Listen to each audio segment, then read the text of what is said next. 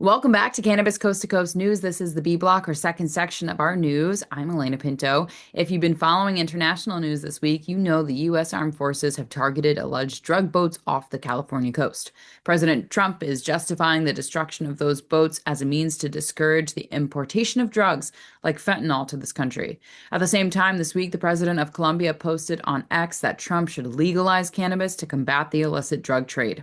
Gustavo Petro is the president of Colombia, and he continued to encourage the president to create a regulatory framework in this country and allow for the importation of international exports of cannabis. President Petro went on to post on X, quote, Colombia actually provides the money and the deaths in the struggle, while the U.S. provides the consumption. Consumption in the U.S. and the growing consumption in Europe are responsible for 300,000 murders in Colombia and 1 million deaths in Latin America, unquote. According to the translation, hard to believe that two leaders of countries are communicating through social media, but that's the world we live in now. So let's find out what's going on in the UK with Dave Barton. I'm Dave Barton from Thermidor with your UK Cannabis report for Cannabis Coast to Coast News. International patient advocacy group We the Patients has announced it will hold its first event in the UK during Medical Cannabis Month. The event, being held on the 7th November at the Charter House in the Barbican in London, is being organised in collaboration with UK patient advocacy group Patient Can, and will feature a roster of high-profile speakers, as well as patients sharing their own stories. Attendees can expect insights on cannabis-based chronic pain treatments, as well as shared learning and practical workshops. The event is the latest in a series of European events organised by We the Patients. Another was held in Switzerland last month, reflecting its mission to reshape the conversation around medical cannabis through patient-led advocacy. That's all for this week's UK report. I'm Dave Barton from Thermidor, reporting for Cannabis Coast to Coast News. This is Debi Facey with the Canadian Coast to Coast Cannabis News Report. So what we have in Canada this week is Canada's new cannabis amnesty law, Bill C-93, is offering a limited relief by providing burdensome record suspension instead of automatic expungements, leaving most of the 500,000 Canadians with minor possession convictions, especially Black and Indigenous people, without meaningful real charges. So they're not going to exempt all of these charges for the ones that do have minimal crime, but they're going to basically expunge it in a way so it's not going to be on their record anymore. Great. Next, what we have is a survey has come out for our new Prime Minister, Prime Minister Carney. The government would like him to actually step up and start creating a more modernized way for the policy to become more reformed. And so the illicit market doesn't necessarily succeed anymore and are no longer profitable, which is great. And next what we have is the Bluetooth dab rigs are coming into the market, and they're making a great profit, especially for our Canadian stores. They are making it so not only are they interchangeable, but they're also able to be utilized in many different ways with different concentrates, and that's amazing. So when it comes to the Canadian news, this is Debi Facey coming at you with the Canadian Coast to Coast report. Peace. Back here in the U.S., the collection of signatures continues here in the Bay State of Massachusetts by the so-called Sensible Cannabis Group, who are trying to change a ballot question and get that approved. It would dramatically change the existing adult use market in the state. Needless to say, the industry is not too pleased with the initiative that is being organized and backed by SAM, the prohibitionists led by Dr. Kevin Sabet, who started the Smart Approaches to Marijuana group. Curtis Emery is off this week, but executive producer Jimmy Young caught up with Chris Faraone from the Talking Joints Memo to talk about this signature effort and their tactics. Thanks, Alaina. Curtis Emery, our regular Massachusetts reporter, is off this week, so I went to the bullpen, as they say in sports, and brought in Chris Faraone, the right-hander from Binge, the Boston independent nonprofit journalism group, and the Talking Joints Memo, because he wrote something last week that really upset me. Not what you wrote, Chris, but hearing about the unsavory tactics of the signature gathering by the prohibitionist group that's trying to do that here in Massachusetts. What do you know about their tactics? Well, it was so egregious that I didn't believe it at first, or I thought my friend was mistaken. And then a source contacted me, and what I started to hear about a week and a half ago now, it's been 10 days of getting after this story, was that there were people collecting signatures, as people do for ballot initiatives in Massachusetts. We currently have 40 that the Attorney General said can, if enough signatures are collected, can advance to the next stage and potentially eventually to the ballot in 2026. Two of those measures are related to cannabis. They basically, as you know, get rid of adult use dispensaries. And what I was told was by my first source was a friend who said that they were told, sign this, it's so that kids stop going to jail for marijuana. And, in the moment, I guess she didn't stop to think, they're not, it's already legalized. And she signed it along with a couple other initiative petitions that this guy was collecting. This is down in Hanover on the South Shore of Massachusetts. And I marinated on it for a day. I looked up some things, and we'd already done reporting on who's behind this ballot initiative. It is people related to the Massachusetts Republican Party and to prohibitionist forces that actually just successfully defeated a ballot question in favor of psychedelics, of regulating psychedelics in Massachusetts. So I'm familiar with them, and also from past prohibitionist exercises they've been involved with. So I went to see myself. And so now I think it's a week ago from my first standout. I'm like one of you TV reporters, in this parking lot of the supermarket.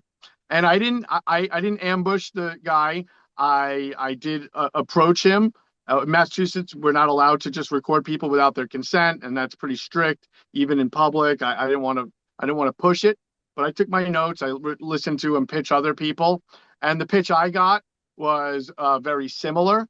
And I went and reported that, and people were like, "Oh my God, I've seen the same thing." A lot of people, even people in the industry, said they've been fooled into signing this, into signing something. Some actually said it was a straight up bait and switch. People are now reporting to me, several people, that they were asked to sign something related to low income housing and then given a form to sign for the other one. I mean, that is even worse. So it's all different forms. I'll shut up in a second, but I went back out Monday, 2 days later. So earlier this week, and wow, I've encountered two guys in Weymouth, Massachusetts, and a different two people, and they were basically just telling people whatever they wanted to hear. So for me, it was like a total half truth, which is they're putting marijuana back on the ballot so the people can decide.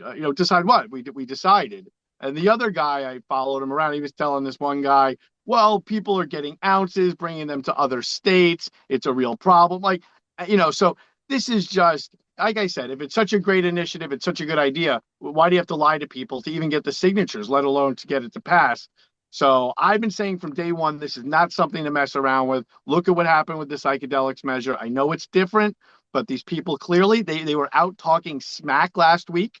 One of the organizers behind the ballot initiative or their public mouth was out telling, I think, Cannabis Business Times, that they're on track to collect 100,000, and they need 75,000. And I'll tell you, Jimmy, they better collect 100,000. They better collect 200,000 if they're doing it like this, because every one of those is going to get challenged. One more note from Massachusetts. MaryMed, a multi-state operator based here in the Bay State, is pulling out of the Missouri market. They had been under a management contract in the state, but no longer. MaryMed still operates 13 dispensaries in 6 other states, including Illinois, Ohio, Pennsylvania, Maryland, and Delaware. Next up, the Arizona Report with Karen Black, who has a story about another recall in her state. Here's Karen. I'm Karen Black from Greenfinger Consulting with the Arizona Cannabis Report for Cannabis Coast to Coast News. Arizona's cannabis industry is facing some serious quality control concerns. The state health department issued voluntary recalls on multiple cannabis products after testing discovered mold and lead contamination.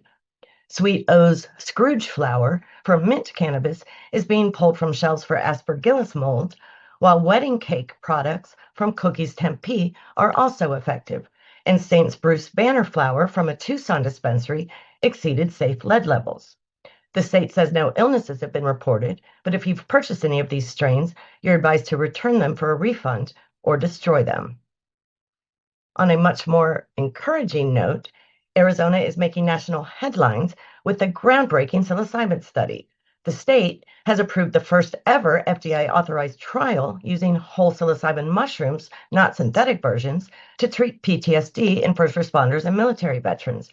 24 participants, 8 police officers, 8 firefighters, and 8 vets, will receive 30 milligrams of psilocybin from whole mushrooms grown right here at the Scottsdale Research Institute.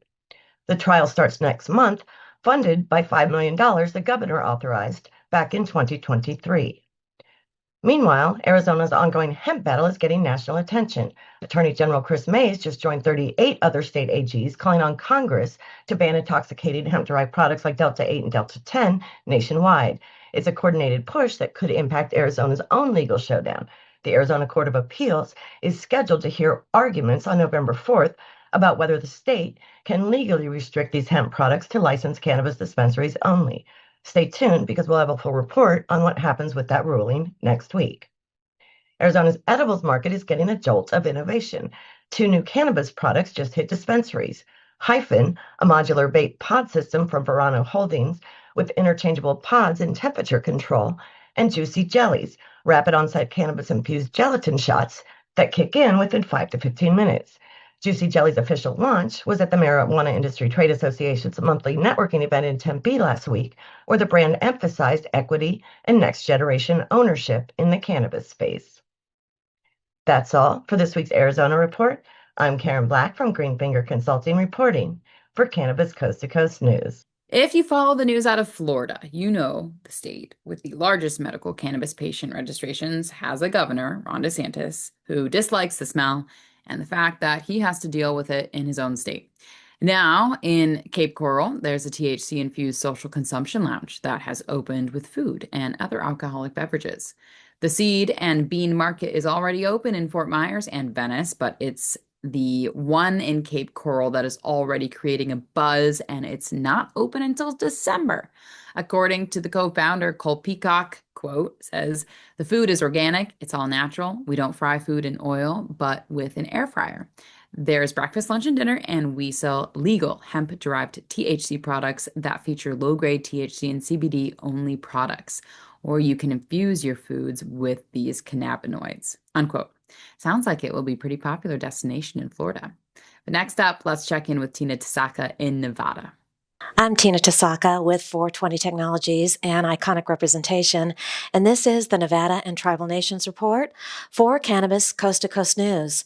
The numbers are in from the CCB, and in October we saw 4 less cultivation licenses, 3 less production licenses, and 1 less distribution license.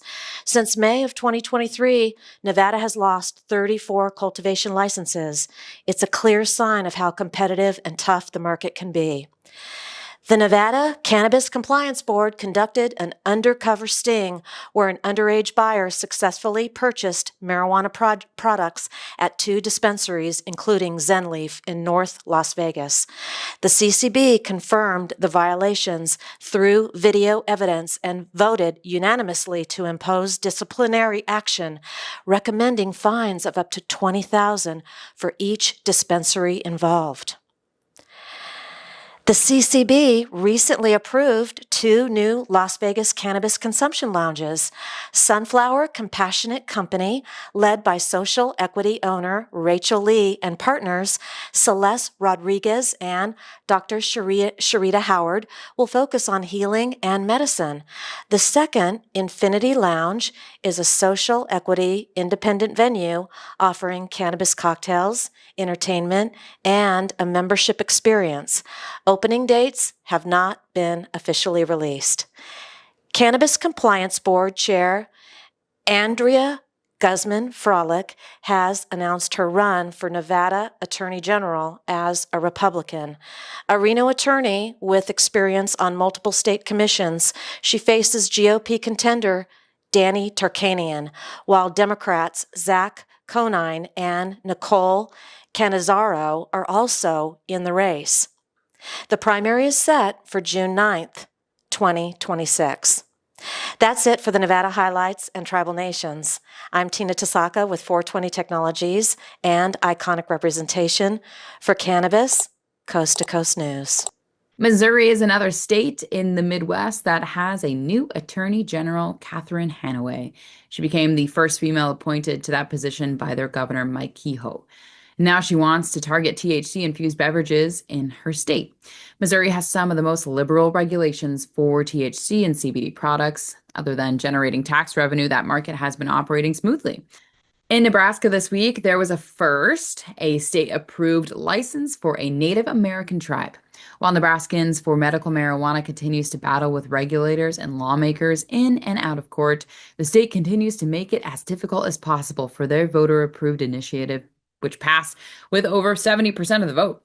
And now the state has finally approved a license for a vertically integrated cannabis operation to the Omaha tribe. John Cartier, the tribe's general counsel, shared that he wants the territory to, quote, stand as a district contrast to the dysfunction and show that the will of the voters is being respected, at least on the Omaha reservation, unquote. Nebraska's neighbor Oklahoma is getting down to the deadline on their signature drive to get the adult use question on the ballot. Here's Kimmie Cannabis with an update. I am Kimmie Cannabis from Can I Talk About It with your Oklahoma Cannabis Report for Cannabis Coast to Coast News. On October 27th, OMMA launched its new Med Portal program, and many patient recommendation businesses say it's been anything but smooth. Jamie Jackson of Sweet Leaf Wellness reported she could log in for about an hour before being locked out. She said she even tried through a patient's phone, got to the photo upload stage, then received an error code and was kicked off. She's since gotten no response to emails or messages from OMMA. Beginning November 1st, 2025, per Senate Bill 518, all medical marijuana product labels must include a new warning that reads, "It is illegal to drive a motor vehicle while under the influence of marijuana or marijuana products." Also starting November 1st, deli-style flower sales are officially over. Oklahoma is now fully pre-packaged. Many businesses were forced to sell remaining bulk inventory at rock-bottom prices in an attempt to make up on any losses.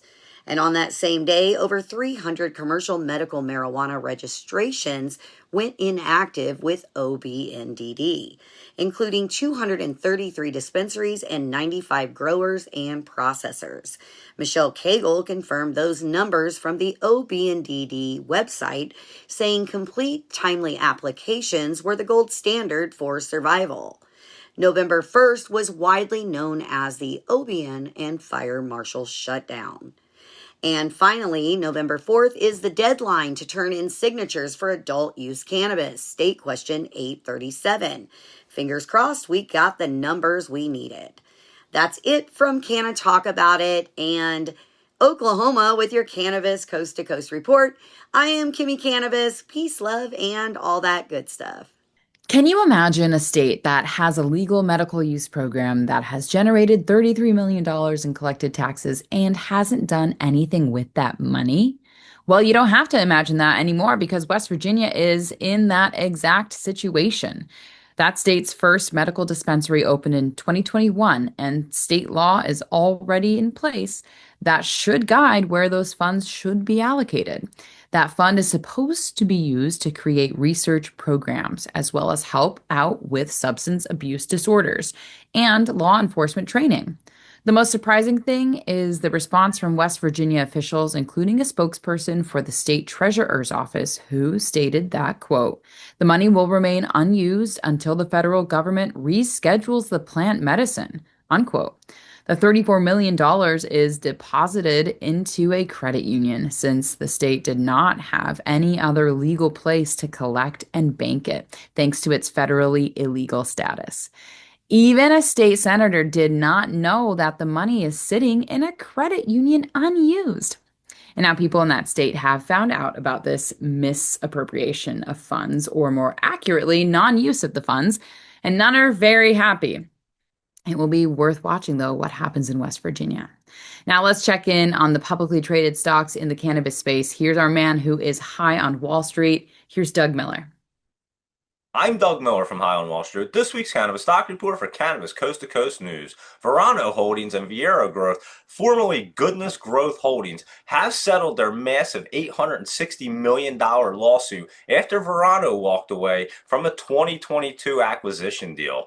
Back in early 2022, when cannabis stocks were blazing near record highs, Verano agreed to buy Viero in an all-stock deal worth $413 million, a move that would have opened the doors to New York and Maryland's emerging adult-use markets.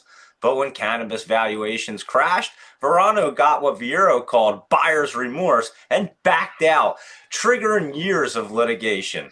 The fallout didn't stop there. The failed merger also sparked federal insider trading charges against a former Verano executive, a case still pending with the SEC. So let's look at Verano's stock chart. It's trading around $1.36 and it's setting up the run, but watch for those dips. It's going to pull back a little bit and then lock in those profits and trade smart. And that's this week's Cannabis Stock Report. Reporting for Cannabis Coast to Coast News, I'm Doug Miller.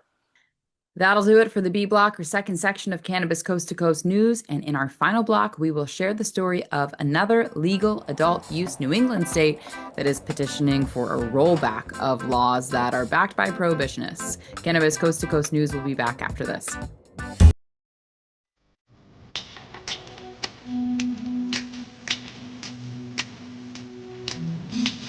Hi, I'm Jimmy Young, and it's time for school. That's school with a K. I love the name of this platform because it's the first course I'll be teaching where spelling really doesn't count. It's how words sound, how you pronounce them, and how clear your speech is. Do you have the mumbles? You know what I mean? Do you have the dreaded itis, gap fillers? The course is called Teaching Generation Text to Talk. I've done this for decades as a professional broadcaster on TV. I've even won an Emmy Award as a sports talk show host for a kids show I co-created in the 1990s for the TV channel that I worked for in Boston. I've mentored hundreds of young people on their journey in the broadcast community, and I'm sure some of them will join me to share what they are doing now. And the whole idea of this is to get people to listen when you talk and to get them to understand you. I use the decades of experience I have in broadcasting to share the tools and exercises that will improve your oral communication skills, even the nonverbal ones. You know, many speech experts believe that 90% of communication is nonverbal. Do you make eye contact? Do you talk with your hands, like I do? Is your handshake firm or wimpy? All these skills will help you build your confidence by putting the phone down and actually talking to people. Do you have a personal elevator pitch? Who are you? Where are you from? What do you do for a living? What distinguishes you or differentiates you from others who might be applying for the same job? I've got 10 one-hour lessons that I'll be offering to individuals or in groups of 5. I call the workshops EPIC. That's E for enunciation, P for pronunciation, I for inflection, and C for cadence. I'll also be offering a free 1 hour, once a week call-in show where you could just join me to ask any questions you want. I've got a background in sports, so I love to talk about that, but I've also built a network for one of the most controversial industries in modern society. That's right, it's the cannabis industry. I'm the executive producer of the nation's only TV news-style show called Cannabis Coast to Coast News with the very talented Alaina Pinto. Now, it's all about learning how to talk, to speak, to communicate like a broadcaster. It's epic. So join my community that I'm calling the Forever Young